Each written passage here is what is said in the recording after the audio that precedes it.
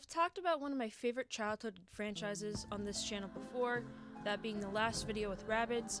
Rabbids got a continuation with Mario on the Switch, so the franchise still lives on, and it even got a TV show. But one that didn't get to continue as a game, sure it got shows, movies, all of that, it didn't really originate as a game anyway, was Scooby Doo. We've gotten some TV interactive stuff and a few new things, but not much. But my favorite part of it was the 2 Wii games it got. Scooby Doo First Frights and Scooby Doo Spooky Swamp.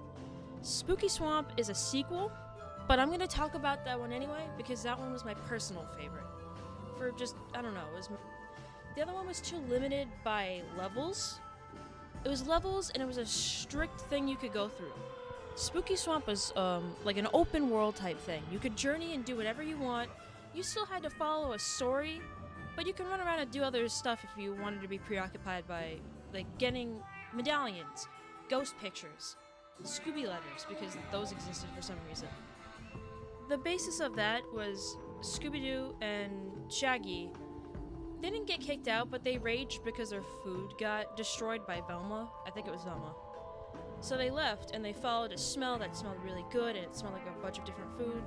And they met Lila, who was making a stew, but needed some special ingredients for them to help her. So you go through 3 different areas. One of them is where you're, I guess it's a shed. I don't know what you really call it. It's a shed in the middle of a swamp. So you go there to tell the gang, hey, let's go. And mysterious letters that somehow correlate to where you need to go show up so you can leave.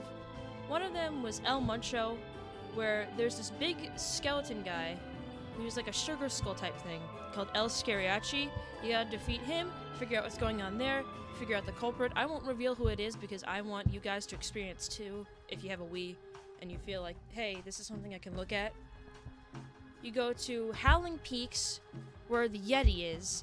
I feel like it had a different name, but it's been a very long time since I've played the game because my TV broke.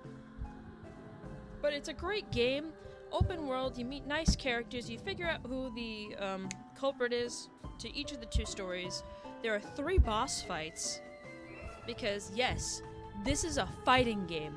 Daphne kicks, Fred punches, Velma throws flaming books, Shaggy has a slingshot, and Scooby will get on his hind legs and hit you with a sausage link. It is hilarious, it is great. If you don't like the laugh track during the story, there's an option to turn it off. I think it makes it more authentic if you keep it on. But hey, that's just me. I love this game. You can use Scooby Snacks as currency to buy more outfit pieces. You can make soup in Howling Peaks. You collect clues. You collect, like, little extras. And I don't know if there's anything, like, extra if you do 100% completion. I'm gonna find out because I'm planning on beating this to the full capacity. But there are things like costume pieces. In the first game, you can actually turn into the monsters and go back in explore mode. Not all the monsters are playable for some reason, but that's First Frights anyway. But I just love Spooky Swamp as a game. It was wonderful and made up my childhood. But yeah, I recommend it. It's beautiful. It's a nice story. The mysteries aren't too hard. And it's great. Also, if you defeat enough of certain enemies, you can get to wear their masks as, like, clothing pieces. So that's also neat. I completely recommend it. If you don't want to, that's fine, but anyways, have a great day.